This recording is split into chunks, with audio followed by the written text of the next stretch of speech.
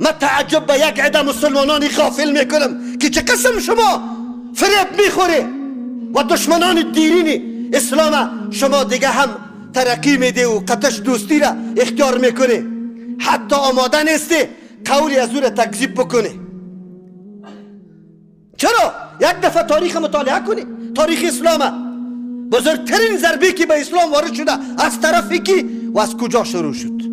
عمر رضی الله عنه چرا شهید میشه؟ بعد از عثمان رضی الله عنه چرا شهید میشه؟ بعد از علی رضی الله عنه چرا شهید میشه؟